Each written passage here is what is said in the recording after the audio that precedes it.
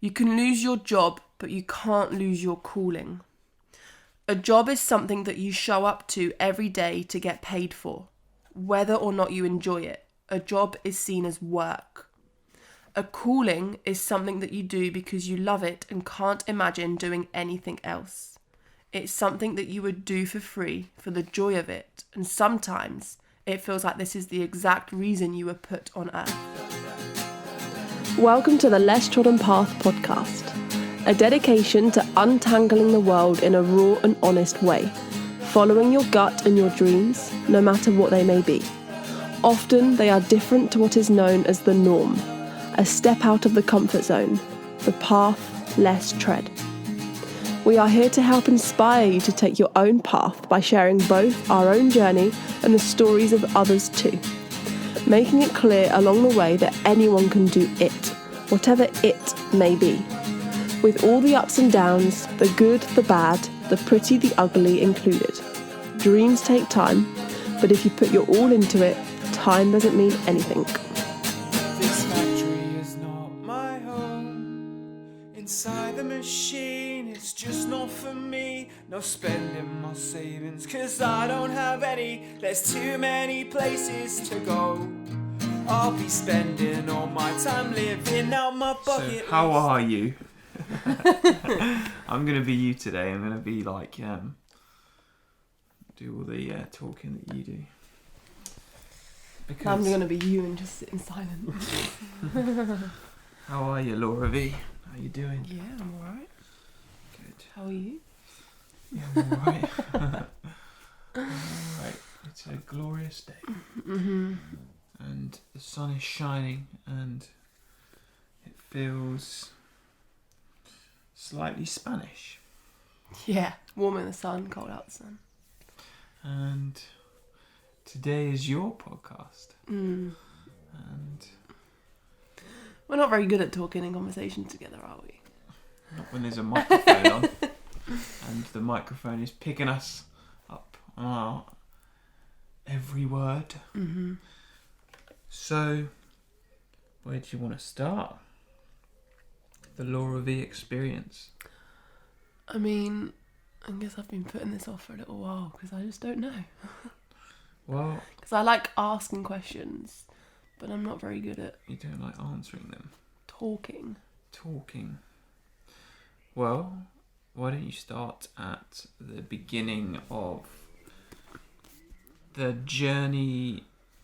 I guess if I was a listener and I liked you and I wanted to know your story, I'd probably want to start like before we met. Mm-hmm. Just before we met, maybe. Whilst you were youthful, and not that you're not youthful anymore. Yeah, like, hold up. I'm like when you are still young and still young, Um, younger than you are now. well, let me have a think, because Take it back we met when I was 22. 22 and I'm now 25 and a half. So take it back to 22. Okay. What was Laura V doing at Well, 22? Maybe slightly just before that. Obviously, I am a mermaid. Like, to clarify, I am a mermaid with a tail, but you just can't see it unless you believe in it. Swimming is my life. End of podcast. Pretty much. Swimming is me. I am just In love with the water. in You love. become- I'm not even in love. I just am the water. And the minute I enter the water and dive under that water, I am just in a whole new universe. And it's just something that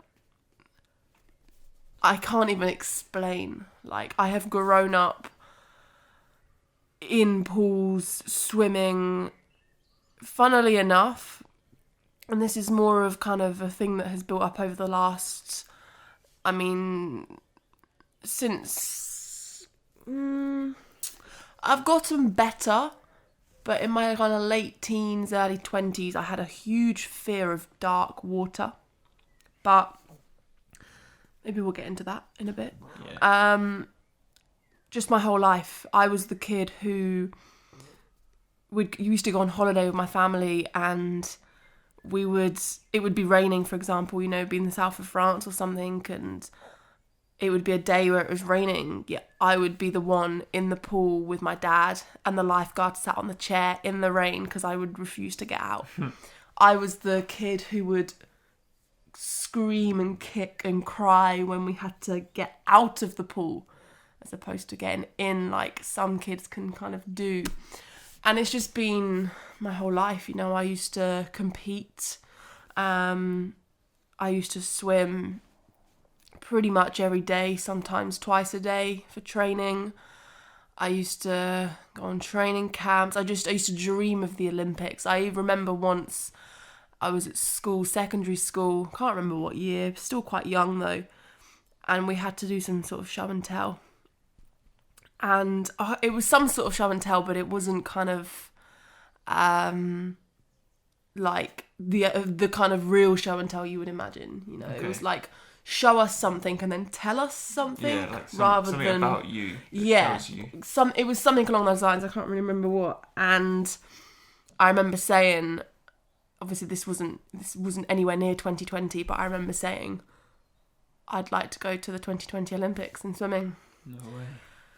And I mean, I'd love to say that didn't happen because of the virus. I was going to say, but maybe the virus happened. Yeah, because you're meant to be at that Olympics. It's given me that extra chance to go.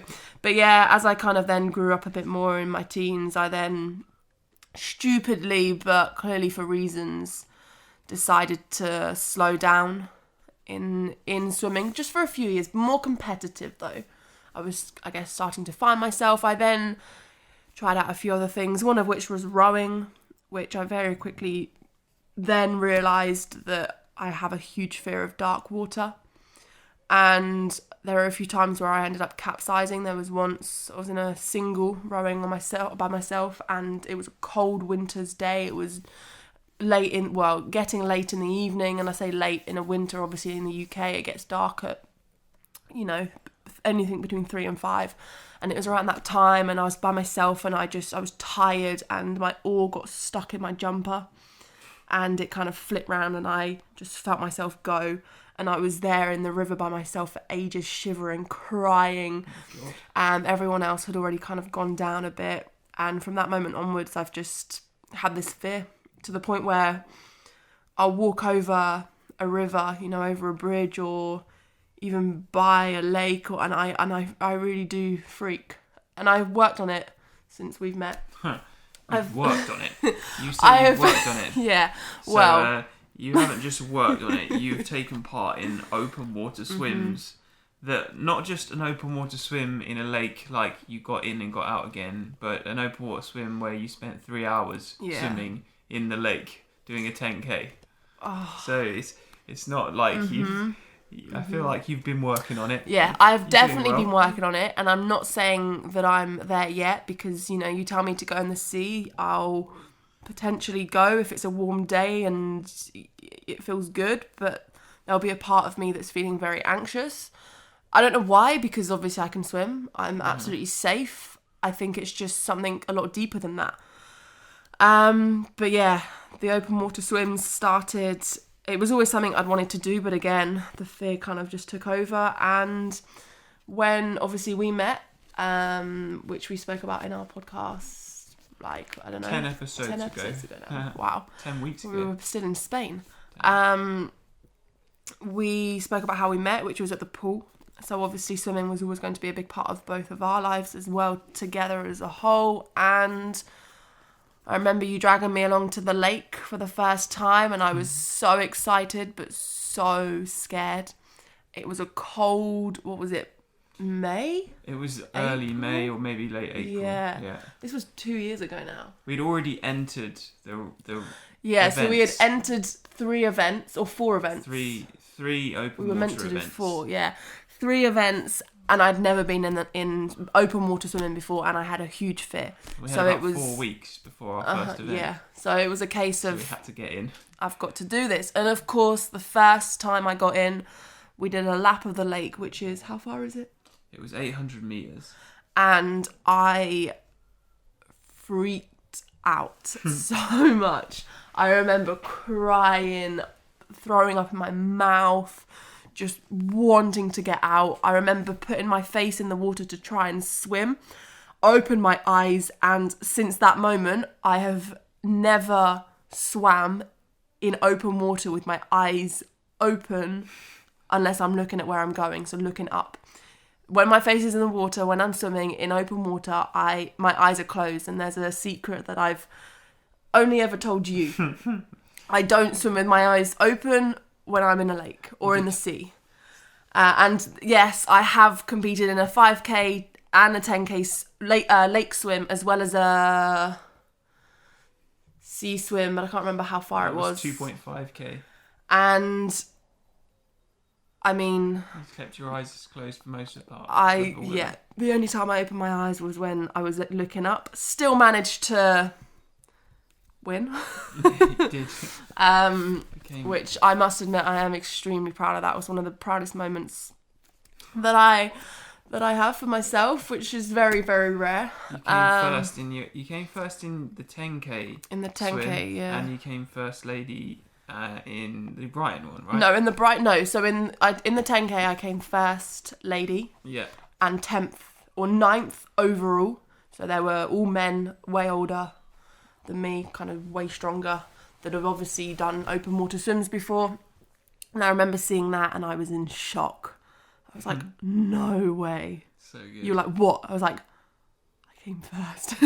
But then in the sea swim, yeah, I came third overall in the ladies, bearing in mind I'd never swum in the sea before, and I didn't think I'd done that well, so we didn't stay. There was actually like a bit of like a trophy kind of ceremony at the end, and then we didn't stay because we just wanted to leave. And I looked at the results later on and realised that I could have got a bottle of champagne, but it probably went to someone better who actually enjoys alcohol.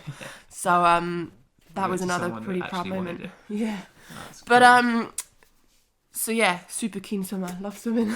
Spend more time in the water than you have out. Other than the last year. Yeah, because of which has really hit hard. Obviously, the virus has hit everyone hard in their own ways for sure. But the fact that I guess I used to swim every single day, not only swimming, but obviously I was a swimming teacher. Yeah. I quit school knowing I didn't want to go to university, knowing that anything education-wise was not for me in the sense of learning, theory, revising. Academia. Always struggled with that in life, quite severely.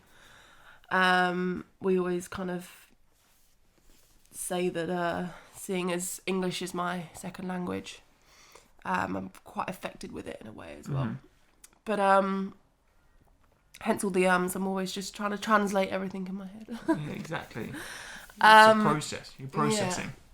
Yeah. And you quit school. I quit school, and then I just knew that I didn't want to go to uni. And I remember even, I think I was in year 9, I went up to my dad, I was like, Dad, do I have to go to university? I had no idea. And he was like, no. And the minute he said that, I was just relieved. I was like, oh, this is amazing. But then I was like, okay, but then what do I do? And I always knew I wanted to do my own thing.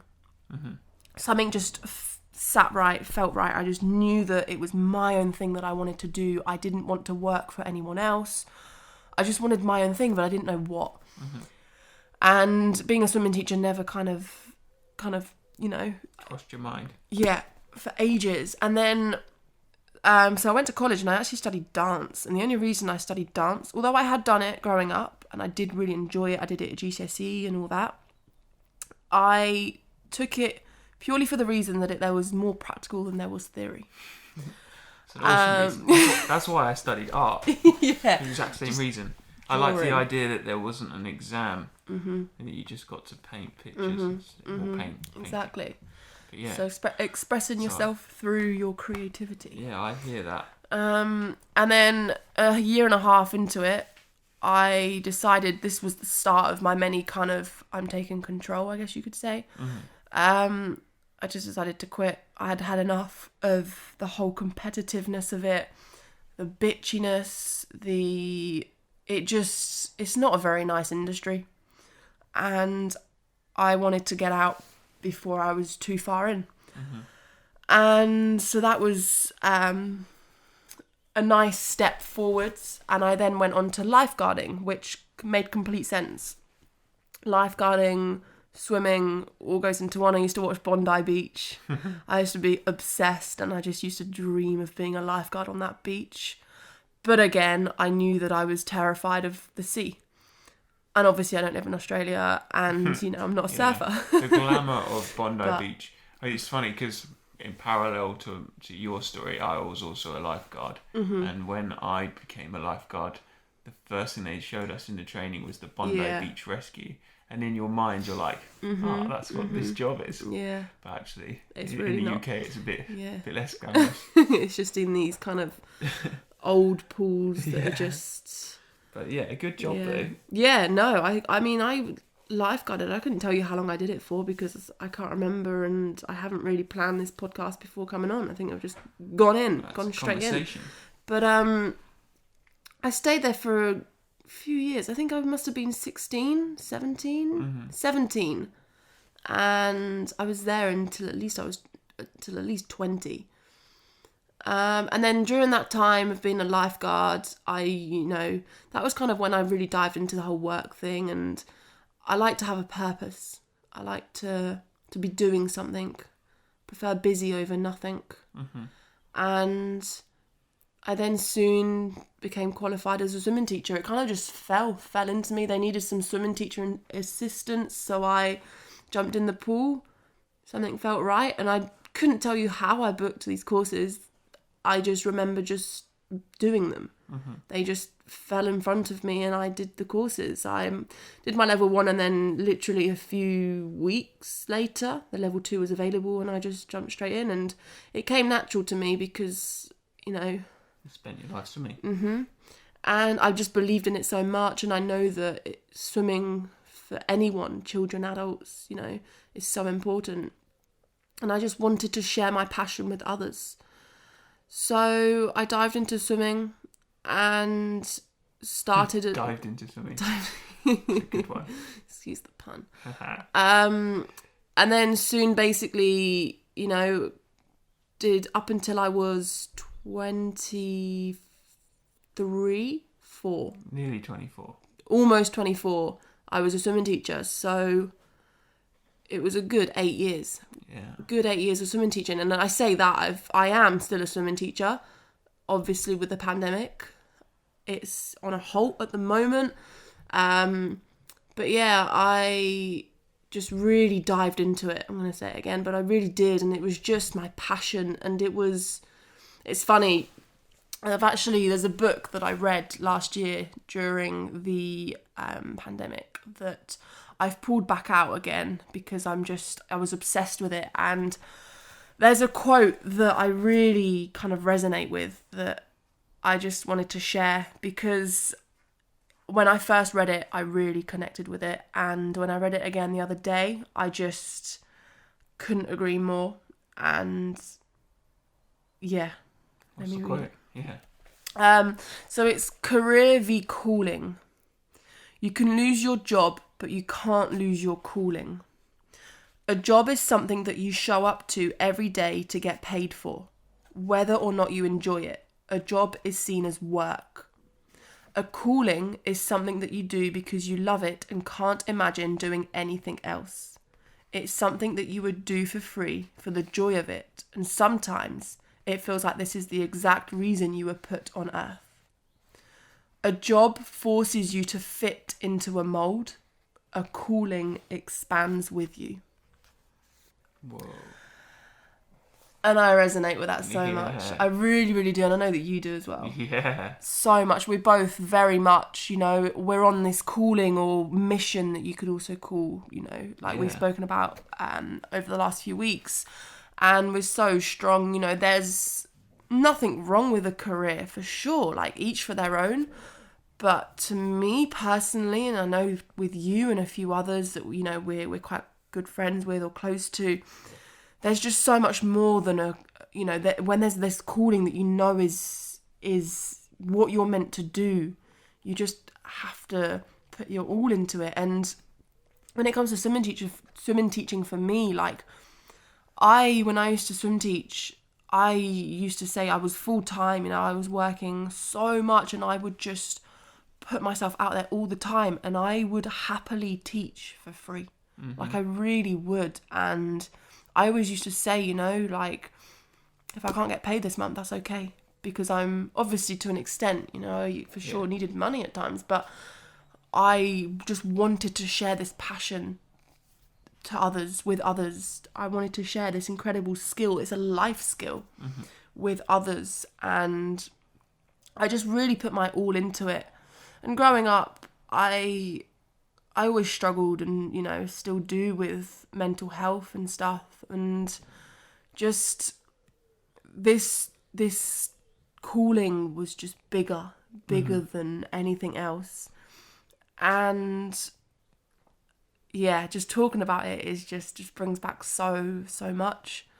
And then unfortunately, towards almost 2 years ago now, I guess it started probably around 2 years ago now, maybe just a bit over, but I started becoming pretty unwell in pools. I mean, I was, you know, getting up super early, going straight for a swim, for an hour's swim for myself. I was then getting to work to then teach, sometimes both morning and evening.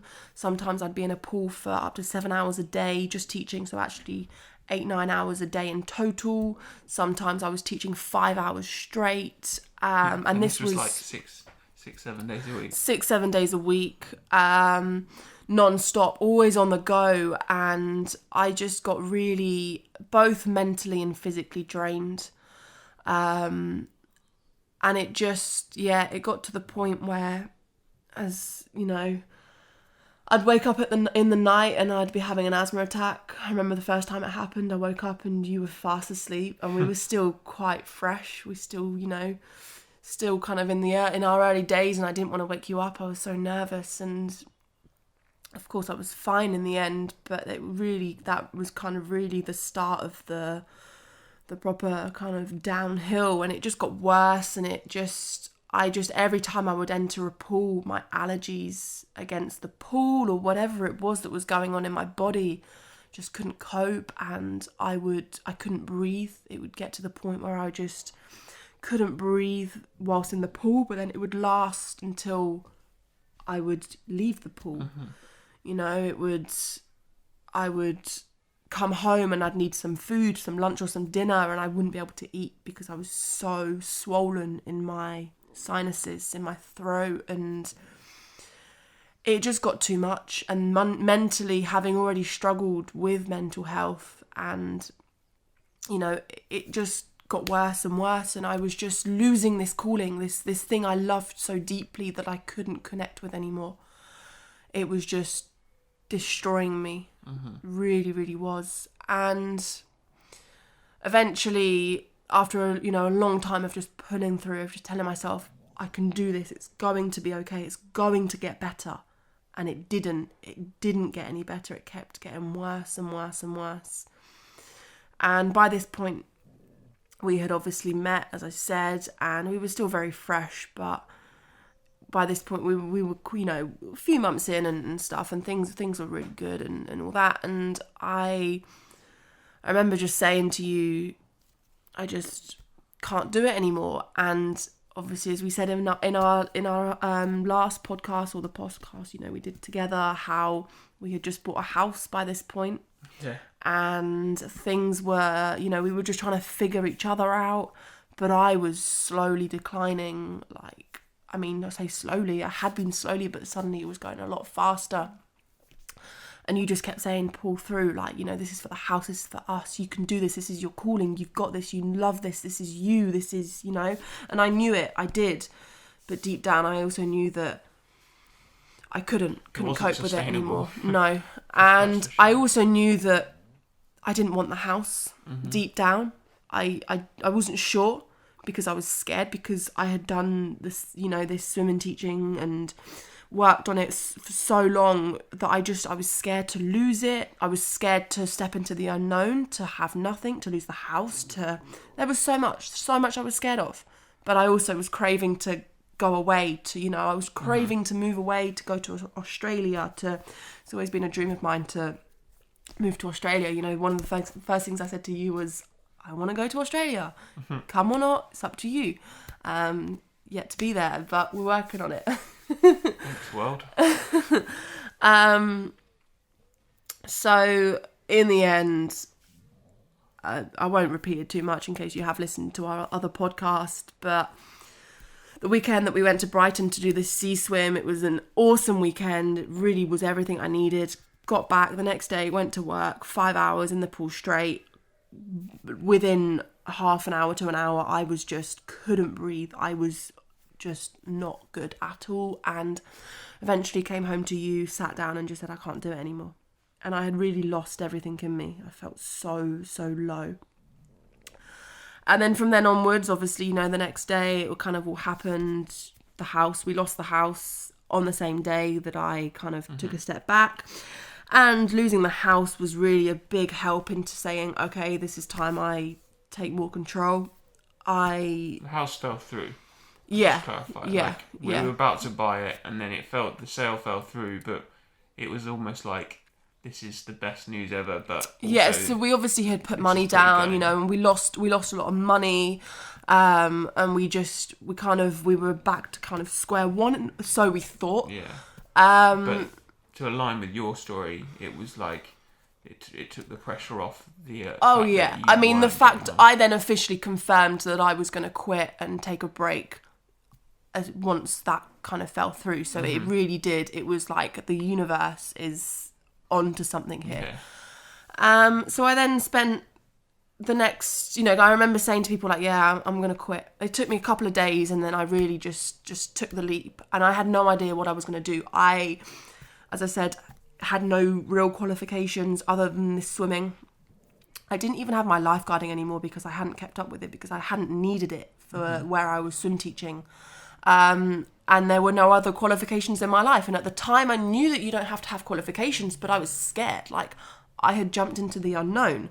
You still had work, which was, awesome for both of us and for you in that sense of having an income. But I had, for the last, at least 4 years, I had worked almost every day, every single day, 7 days a week. And, okay, taking it back, actually, I had been on some travels. So 2-3 years before that, I was very lost again, and I was very lonely, and I needed something different. I needed a way out, to get out of kind of just working, and I needed to find myself a bit more. And I had looked into buying a house, and I remember finding a house and, being like, yeah, this is it. This is going to fix everything. I'm going to still have this job, but I'm going to do all this stuff. And then I remember, just as I was kind of going further into the mortgage, I hadn't put any money down, but as I was looking into it a lot more, I stopped. I was 20, maybe 21, I can't remember exactly. And I just said to myself, like, what am I doing? Why am I trying to buy a house at this age when I'm already lonely enough as it is not going to bring me any further up in that kind of thing. And I literally just stopped, and I remember just being like, Laura, you are so stupid. Like, no. Go travelling instead. And in the job that I was, we had school holidays off. So 6 weeks in the summer, 2 at Christmas, 2 at Easter, which gave me plenty of time to travel in that time. So scrapped the house, and pretty sure like the next week I had 2 weeks booked in Thailand by myself, and I just decided to go solo traveling. I did join a group, but I stepped on that plane by myself. Yeah. And I remember that being the best thing I could have done. Came back from that trip and instantly booked the next one for Christmas. Again, 2 weeks in America by myself. I then came back from that instantly that time, booked 2 weeks so 1 week in Thailand, 1 week in Dubai, and then a whole month in America and Costa Rica for that kind of year. And it was just travel. It really just kind of that's, I guess, where my travel came from. And I always had travel in my blood, from family, and we'd always travelled as a family and so on. So it was always a big thing, but I guess I just never really thought of it because I was figuring myself out so much. You know, I'd spent a lot of my life kind of growing up alone in the sense of friends. Especially, you know, you quit school and you normally go to university or all this stuff, and I hadn't as such. And I'm a very introverted person, but also extroverted, as we've kind of realised recently. I think you're introverted from the outside until you start getting to know you, and then once you give me space, once you've broken through your shell, then you're extroverted. Give me space and time, and the person who is in question though needs to like once you're into the Laura V shell or bubble, then you'll discover the extrovert you are. But I think that's one of those things that, like, just to sidetrack from the story, but like, people say you're either an extrovert or an introvert, but you're definitely not. You're both, and depending on the situation and the person, you're. But I agree. Yeah, no, at the time you were quite introverted in. Yeah, and again, as soon as I was on those travels, you know, off the plane and in with people and stuff, I really was bubbling. But also, it did take me time. You know, it was always kind of like, the 2 weeks are up, just as I'm starting to get relaxed. Yay! Just as you're starting to get in the groove. Yeah. It's funny, that's exactly how I always felt on tour with the band. I'd go on tour, and just as it was about to finish, it'd be like, I've just got used to this. Yeah, I wonder if it's a thing that, like... I think it's the human brain, I reckon. I always thought, like, it's the psychology of, like, your brain starts to think that, because this is finishing, I know that I'm going to be okay, I'm going to get to the end and survive, and, you know. But, so you've been on these travels. Yeah, I've done all this travelling, and, you know, And I must admit, every time I ever stepped on that plane by myself, it never got easier, ever. But it was always worth it, and I just had the best time every time, and I just wanted more and more and more and more. And as I said, my whole life I knew that I needed to do something for myself, and I knew that it needed to go further than what I was doing. I just didn't know how. I don't like researching stuff. I don't like starting at the beginning, because I just always, I don't know, it's just me, and I'm still working on it, but we'll get there. So yeah, I had done all these travels, and they were just, you know, so eye-opening, and they really just, they got me somewhere, but it then took me more to kind of get to where I am, of course. That even makes sense, though. I don't know. So... Fast forward back when I quit, I had your job. I still had 2 weeks off before you were off, before we had planned to go away for a couple of weeks, and it really was a moment of, I didn't know what to do with myself, but I knew I had to just enjoy it. I knew I had to rest, recover, both mentally, physically. You know, I needed to step away from the pool for a minute, even in the mornings for myself. I used to swim every single morning, and I had to kind of just slow down, and that was a real struggle. But I did for a couple of days before I was back in the pool again. But an hour in the morning for my own personal mind and body and all that, compared to up to 7 hours a day, is a big difference. So I then started just going on walks by myself and just listening to music and podcasts and just being with myself, which is something I had never really done and never accepted. I'd never been able to just be with myself. And a few years ago, again, just rewinding back, I had come across this yoga that was new, that was in the kind of closest city to where we are, but still far enough away for it to be far. And I had given it a go, and it was amazing, but it was too far, it was too late, it just wasn't, I wasn't getting home from it all and work until 10 p.m, which I still hadn't had dinner by, and it was just a long day, and it was just too far, and it just wasn't working out. So I remember coming across it again. It just, I don't know, I think it either just fell in front of me, or I remembered it, but it obviously needed to kind of happen. And I remember looking at you and going, I think I'm going to go to yoga this week. And I remember you like, okay, cool. Like, we'd spoken about it a little You bit. told me had about said, that you'd done yoga before at Yeah. this place. and you had said briefly that you'd back wanted to before kind of give it a go. We'd met, and I've always had an Yeah. interest in yoga. Like at that point, I'd always had an interest in yoga because of all like the sports I did. And you just turned to me. You had all this time, and I knew you were like, you know, I was worried. For me, I wanted you to fill it. I remember being quite encouraging and saying to you, like, you should just fill your time, like, with just step back. Because you were burnt out, and it was so obvious from the outside, because you'd just hammered, you know, your old job. Like, you'd been at it for years. And even the you know, at that point, we'd been together for maybe a year and a half. And even in the year and a half we'd been together, like, you'd worked almost every single day of those except for the few times we'd gone away or like the odd weekend, you just worked. And I remember saying, like, just, you know, go on those walks. And I remember you sort of texting me, like, because I was still at work at the time, and saying, like, oh, I've just done a big walk and listened to this podcast. And I was like, good. Yeah. And then you turned to me and were like, I'm going to go, I think I It might was go on to a this Sunday, yoga class. I remember. It was a bit random, but I was a bit like, okay, yeah. But like, I remember being a bit that's the kind of hesitant thing. because it was, you know, it was 40 minutes. I think it was a 40-minute drive it was a away, while and away. I just was a bit like, should I be wasting money on petrol and all this? And you were like, Laura, stop. Like, and then I soon kind of came around and was like, yeah, I'm being silly. Like, I shouldn't be worrying about that right now. Like, I should be worrying about me. And at the time, I had no idea what yoga was. I just thought it was a few stretches in the body and that's it. I really had no idea. And I remember going to this class, I think it was on the Tuesday.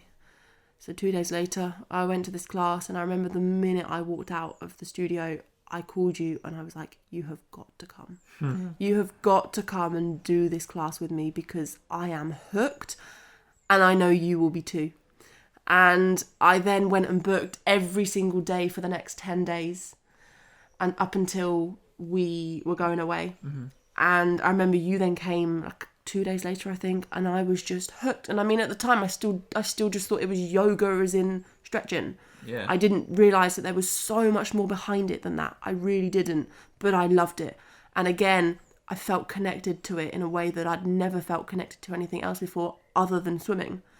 And within 10 days or even a week, I felt alive again. I felt energized. I was back.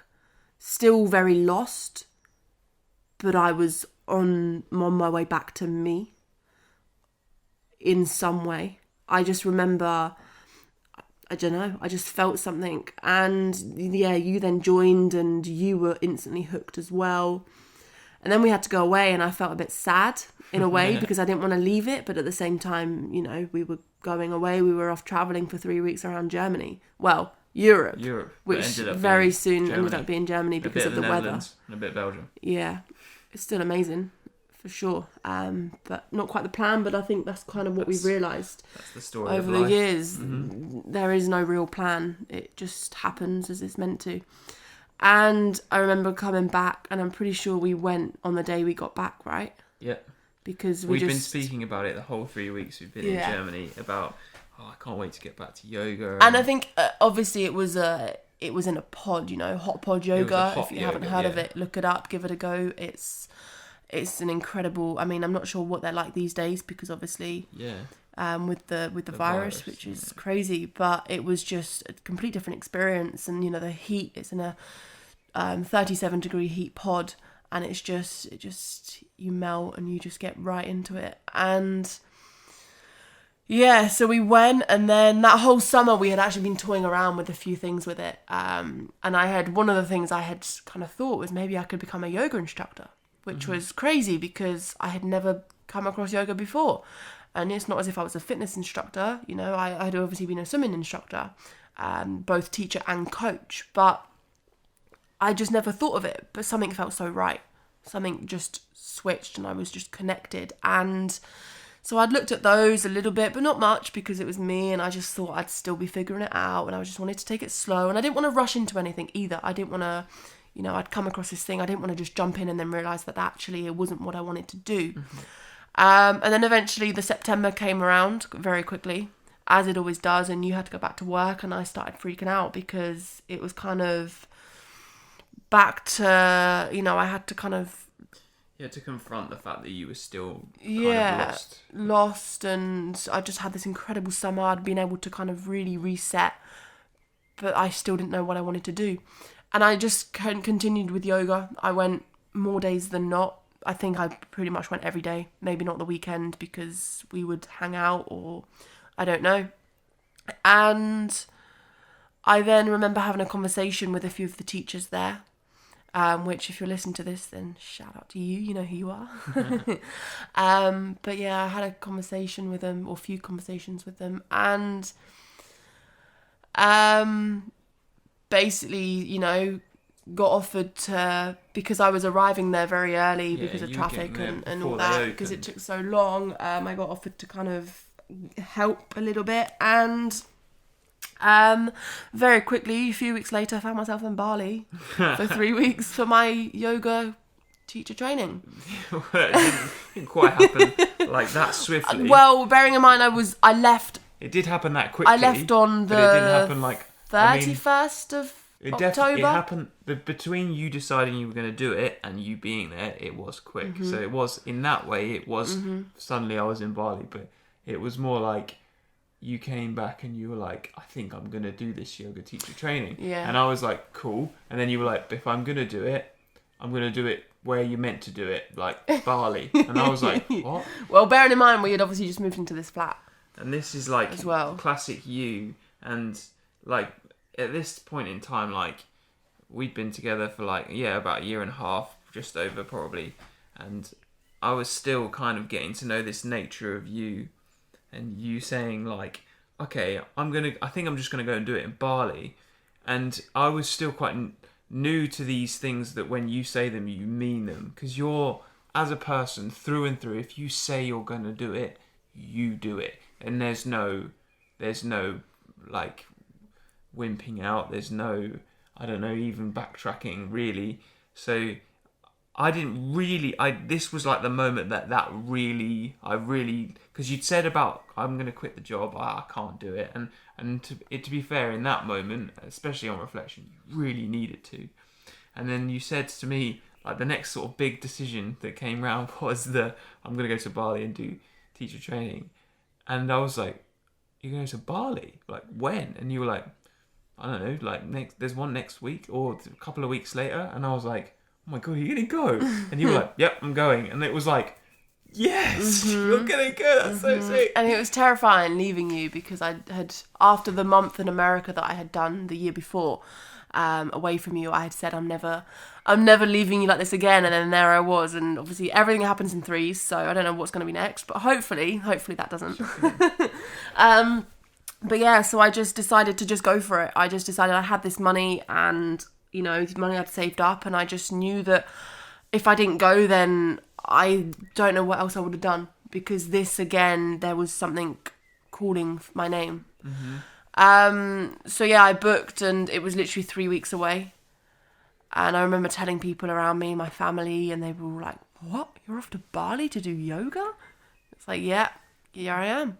Become a yoga and I had begged probably the better word, begged for you to come with me. I really had. And I will say it to this day because, that empty seat next to me on the plane on the way there was definitely yours.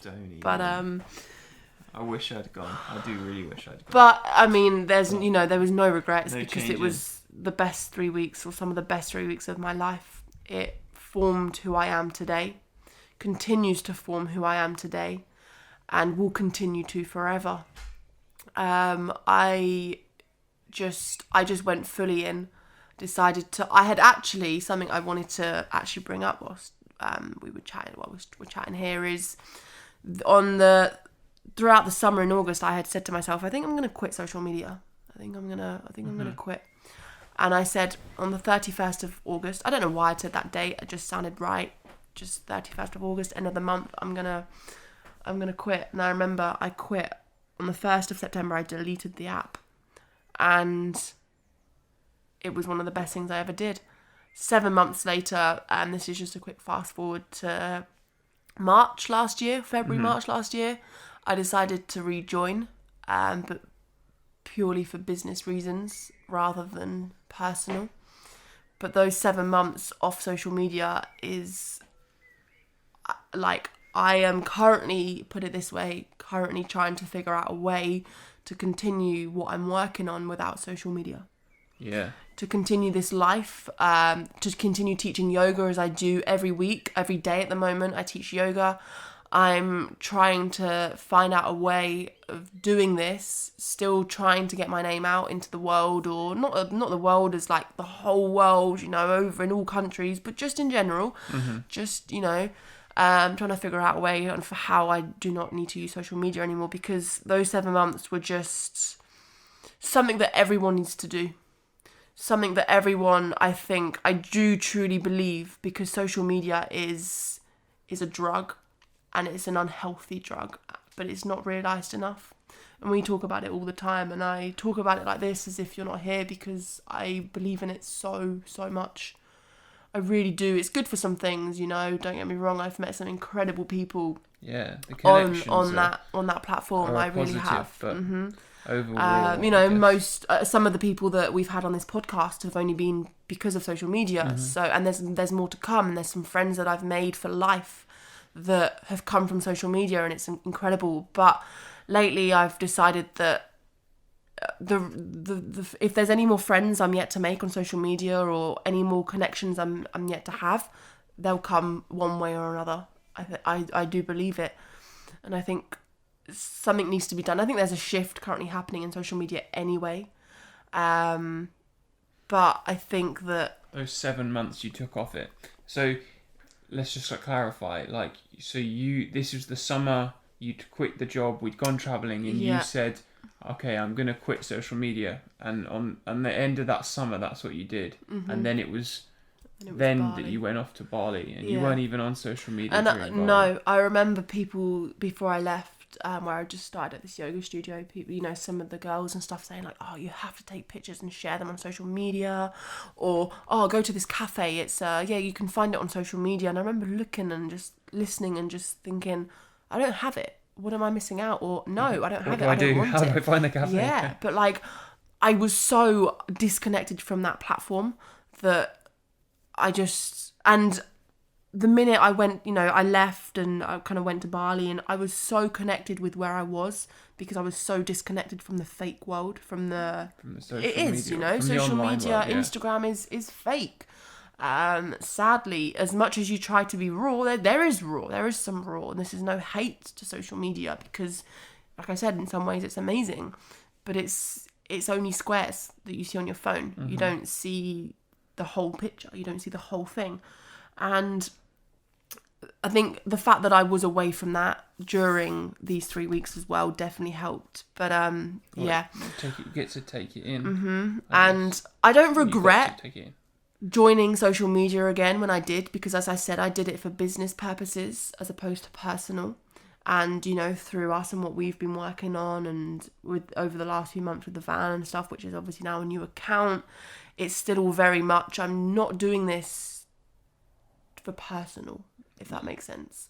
I'm doing it more... It's not personal gain, it's... And it's not like you're sharing things, like, I guess, like, it's not a... I don't know how to word it.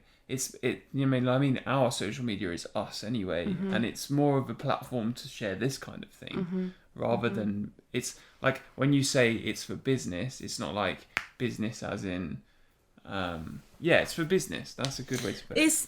A lot of it is also, you know, when we were in the van, we were sharing a lot of everything we were doing, our day-to-day life, and it was awesome, and I loved it. I loved sharing it, and I loved how much we got back from you guys and you know, anyone else, all the comments that we'd receive, like how inspiring we were for you all, and that was really a message we were trying to spread, inspiration, positivity, just like we do with this podcast.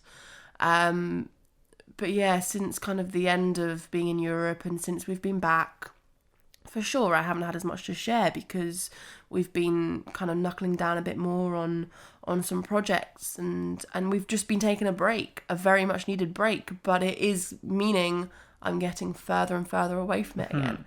And like I was saying, there's no regret to returning when I did last year, you know, just over a year ago now. There really isn't, because I've met some incredible people. I've found some incredible things. Just so much has come through from it, for sure. But I don't know that I need it anymore for those things. Maybe that's a whole different story. I don't know. Yeah, something to build on. But I mean, I like that you have brought it up and remembered it from your personal experience, because I think that when you're going through a parallel to what you were going through with, you know, you were going through a very big change in life, and like you said, you're kind of work, and then you suddenly weren't working anymore because you burnt yourself out, and then we went traveling, and then you take yourself out of social media, and you found this calling in yoga. And I think that I also saw the world, you know. Yeah.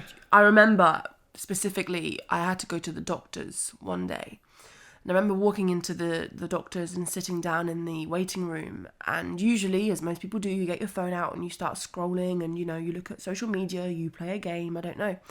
And I remember I went to get my phone, and then I paused, and I was like, hang on, I've got nothing to look at. Like, I have nothing to look at on my phone because I don't have social media anymore. And I put it away, and I felt so good. I remember just like smiling to myself and just taking a breath and like, nice. Like, I get to just sit here and just enjoy every little thing right now in this room, which in a doctor's surgery, there isn't much to enjoy. But you start noticing funny things. Yeah, and I still remember that day so clearly to this day. And it was just, yeah, really, really awesome. And the thing is, like you were just saying, I used to use Instagram specifically, but social media for personal reasons. You know, my account back then was just a random account where I'd occasionally share photos. And I didn't understand the whole thing of social media. I didn't understand you could make money. I didn't understand it was such a big thing. So when I came away from it, you know, I used to scroll through it and be like, oh, how do they take that photo? Or how do they have so many likes? I didn't get it. Yeah. Now I do. Now, you know, I do. And I've realised it's not really for me. But I remember when I then jumped back onto it to share kind of, because we'd started sharing some food stuff and my yoga bits and stuff. When I jumped back on, I realised that actually there's so much more to Instagram than just what I thought it was back then. But yeah, so anyway, I went to Bali, and it just created this whole, not necessarily new person, but it brought out who I really was. There is so much I could say, and I'm not very good at talking on the spot. Like, it was an awakening, right? It awakened a part of you, because I think the next thing you should talk about is from this journey is when you actually started as a yoga teacher in the studio, in the pod. Because that, for me, as a witness to this journey of you, was probably the next real defining moment, and one of the most defining moments of knowing you so far. Because, like you said earlier, you're quite introverted, and at the beginning of us getting to know each other, you were probably more introverted than you are now. And then you went away to Bali, and you studied yoga, and you got much more in depth, and you came back and you had this yoga qualification, and you'd managed to hustle your way into teaching at the studio. And I'd got back into swim teaching as well, just at other pools and just for myself as well. A lot of it was self-employed, and I was just doing my own routine, my own schedule, and, you know, I was taking, I ended up in January last year, actually, so January 2020, I ended up with a full-time schedule again, but on my terms. You know, I remember it was just the best schedule, and I was only building up. And yeah, so I first taught, I think it was the 6th of January. It was the very beginning of January, and you'd done this yoga class. I remember one of the most alarming things, like, not alarming, that's the wrong word, but like one of the things that stuck out was you were like, I haven't really taught that much in person though. Like a lot of my course was about more exploring me and exploring yoga, and I was like, oh right, okay. But then I was like, I know you can do it. And the you whole class had always said to me, I don't really like speaking in front of lots of people though. And for me as a performer, as a musician, I was always like, but once you've done it, you'll know how easy it is, and actually how, it's actually easier most of the time. It is for me anyway, to speak, to be in front of a bunch of people and be like, instructing or performing, or like, a yoga teacher for me as a performer, I see a performance in it. It's like a performance. You come in, and you were like, I've got to do it in the pod. And I remember you were like, I've got to do it. I'm nervous. It was a bit like you going swimming in the open water. It was like, I don't really like it, I don't think, but I'm gonna try, and through that I'll get to like it. I'll learn to love it. And I was like, it'll probably take you 1 or 2 sessions and you'll love it. So then that January rolled around, and your first ever proper class to teach. And not only did you have to teach a class in front of people, you had to teach a full class. Yeah, it was full. It was packed to the max. And I remember from the minute I started, I felt sick. I thought I was going to throw up. And rather than getting easier as the class went on, I got worse. And I remember at the end just wanting to run out and just throw up. I didn't, and I knew I wouldn't, but I really felt like it, But I came out and I was on a high, and I had just done my first class. And from then, things just rolled, the snowball just picked more and more snow and up. The snowball just rolled. And over those next few weeks, I got myself back up off the ground. I'd spent from that August 2019 to December 2019 really figuring things out, or trying to find myself, or just trying to figure something out just for me. And I had picked it up, and I was there, I was rolling, I was picking up all these hours, but because I wanted to, not because I had to, not because I felt like I had to get money, I had to get work, I had to do this. It was because I was in love. I was in love with swimming, and I was in with swim teaching, and I was in love with yoga instructing. And I just wanted to do more and more and more, but obviously controlled. I didn't want to burn myself out again like I had, but I was just deepening my practice with yoga. I finally, to confirm, understood what yoga was. I knew that it wasn't just stretching. There was so much more. And to this day, I'm still learning so much. But I just went from rock bottom to sky high. Top of the world. And I remember the crushing moment when I was finally back up on my feet. Finally out of a bit of a mental rut. And then the virus hit. And I lost pretty much everything. And it really just hit me hard. Again, it hit everyone hard, and I completely know that. And everyone's had their own experience, and it's been tough for everyone in their own way for sure. But the fact that I just got back up on my feet, and just like that, it was taken away from me again. It was tough. But I pulled through. I was healthy, we were healthy, I was well, we were safe, we had, you still had your job, everything was it was going to be okay. And I just took that time to, again, slow back down and to just deepen what I had worked on. I did another course online, and I, like this book that I read that quote from earlier, I started reading some books that really kind of connected with, which, by the way, this book that I read to you slightly earlier, just a small quote, that I was so hooked on in lockdown that I've kind of pulled back out again, is called Light is the New Black by Rebecca Campbell. And it's just one of the most magical books, and I really recommend anyone and everyone reading this book, because it's awesome. But I'll let you discover that in your own way if you're into it. yeah, I luckily managed to keep teaching online, and I actually started up a few of my own classes, which was really cool. But it was tough. And we had obviously said that in September 2020, no matter what happened, we had said this before the virus, we would be leaving. We wanted to move, we wanted to explore, especially Australia.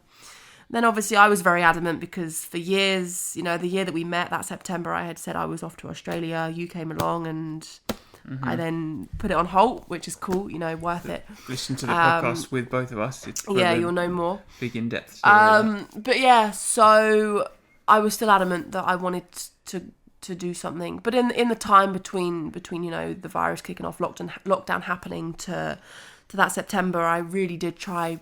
You know, I worked on what is now Self Chula. So that is my yoga business, Self Chula. Still working on it very much. But yes, I do offer yoga.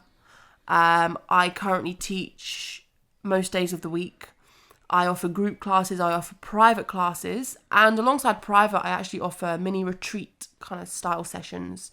So if you're looking at, you know, if you need a bit of an oomph or a bit of a reason to show up, then I offer, so I can be there, you know, I offer like for example, a Monday to Friday, every day we meet at this time and we do something together, you know, be that yoga or anything else. In my group, and well, actually in all my classes, the first session is free. And moving forwards, it is accessible to everyone because I believe that yoga should be accessible to everyone. I believe that feeling good in yourself or just taking the time to discover, dive deeper. I just believe that everyone should have access to the feeling that I feel, the connection, and obviously everyone's is different, so, you know, but long story short, just cutting straight to it, first session is free, and from moving on, you know, the price is accessible to everyone, even if it's a case of having to discuss together something that suits you. We'll find a balance together, and yeah, so I would love for anyone who's listening to this or anyone who knows anyone else who may be interested to please reach out and join me, be that for yoga or be that for anything else, even if it's just a chat. I am always more than happy to chat, to inspire, to listen, to flow, to laugh, cry, whatever. I feel like I have mentally as well, going on the mental kind of side of things, been through a lot and still do to this day. I mean, we both do, but I think, you know, I'll just say that I do, and so I understand that it can be tough. Everyone, you know, we all struggle in some way, but I think opening about it and talking about it is so important.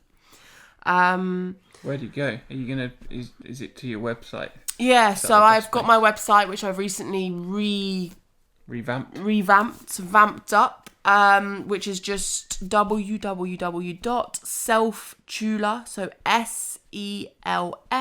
selftula.com, selftula.com, and there you can find everything that I offer. Yeah. So that brings you kind of to here, to where I am now. So at the moment, you're just working it away. We're just working. I'm still adamant that I want to do my own thing, and I guess I kind of am. But you're building it up, and I'm telling you now, it's not easy, but it's worth it. Mm-hmm. It's a journey. Mm-hmm. And something that I have to also remind myself is that there is no destination in this journey. The journey is ongoing, and the journey will go up, go down. It's a roller coaster ride. It will flip you upside down. It will throw you in the air, both good and bad. But it's a case of just enjoying that process, enjoying the adventure, the journey, letting yourself ride the wave. Ride that wave and just enjoy. Just believe, breathe, and be you. Stay you, authentically you, and just trust yourself and what it is that you want. If there's something that you truly want, then you go after that and don't let anything get in your way. No matter what tries to get in the way, no matter what obstacles get in the way, just keep going. And for sure, the plan will never, the plan will change. Things change in life. That's normal. Change is part of life. Change is a part of growing. But you will get, I don't want to say you will get there because you are there. You're already where you need to be. Everything you have or everything you need, you already have. So rather than always looking in the future, rather than wishing for 3 months ahead, just enjoy where you are now. Because in 3 months' time, you'll be wishing for the next 3 months, as opposed to where you are there, which is where you want to be right now. Yeah, which is where you wanted to be before. Yeah.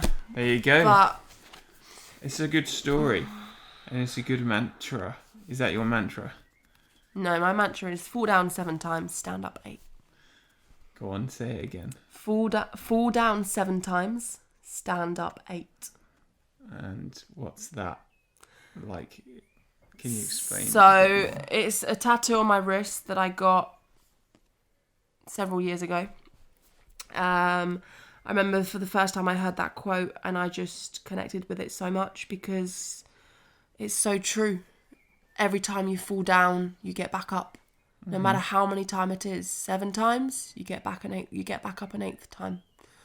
And yeah, it's just a meaning to me that I quite often have to remind myself about. But every time I do, I come back to it and remember that it's worth it. It's worth that coming back up because there's always more to life, and you are life. You are. Yeah, I was going to say that, but I didn't know if it sounded good. Yeah, you are life. Fall down 7 times. Stand up 8. There you go. Or a V. Bound to be plenty more of things that I probably will want to say after this, but that's a podcast. Now you know what it feels like to be a guest. Yeah, I know. Think of all the things you could have said as well as all the things you did. And you'll probably think of all the things that you have said and think, oh, did I say the right thing? Yeah, like, probably shouldn't have said that. Probably should have said something else. Or, I should have said this story. But maybe I'll just jump back on, like... You could do a whole podcast on what it feels like to do a podcast. I think your story is important. And I think that your story needs to be told because I think a lot of people have the same story. And I think that the story of your mantra, 7 times, fall down 7 times, get up 8, is testament to everything. Because within your story so far, there's been times where you fell down. There's been times you got yourself back up. And the truth is, in life, sometimes you've fallen down and sometimes you've got back up. And you can tell your story in a moment where you've fallen down and it can sound like, oh no. But you can also tell your story and end it on a point where you've got back up. And everyone's like, oh yeah. But the truth is even if you've just got back up, you can ride that wave and enjoy it. And that's the story of being the present. But also, you might fall back down again, but then know that when you do fall back down again, you can get back up. Yeah. One thing as well that I've really kind of become aware of recently is even just looking back on the last year, for example, there were bad times, there were low moments, even van life when we were out in Europe for the last 5 months. Just looking back on that, there were some low moments. But every time I think back on them, every time I think back on the last 5 months of the last year or, it's only the good moments that shine out. I never remember the bad. And I know that you probably resonate with that too. And it just goes to show that even though, you may be feeling low in the moment, there's always a high around the corner that's way bigger than the low, that will stand out way more than that low will. You'll for sure remember lows that you've had in life, you know, but overall there'll always be more highs. I'm quoting Johnny here. I think it was episode 4, was it? Johnny's episode where he says, Johnny. Put the positives and the negatives together, write them down, and guarantee the positives always outweigh the negatives. And it's so true. It really is. Awesome. There you go. Podcast number 15 on the wrap. Yeah. Shout out to you guys for listening. Yeah, thank you guys. And you now need to go do our bread for tonight. Go do the bread, Benedict. All right. Thanks, guys. Thank you. Much love. You have been listening to the Less Trodden Path podcast with Laura and Benedict. Make sure you subscribe to us on whichever platform it is you're using. If you would like to feature on the Less Trodden Path podcast, then head over to our website, thelesstroddenpath.com. Thank you for listening. The Less Trodden Path podcast is sponsored by imakesounds.com, music for content creators. If you're looking for royalty-free music to feature on your own podcast, blogs, YouTube videos and more, then head over to imakesounds.com.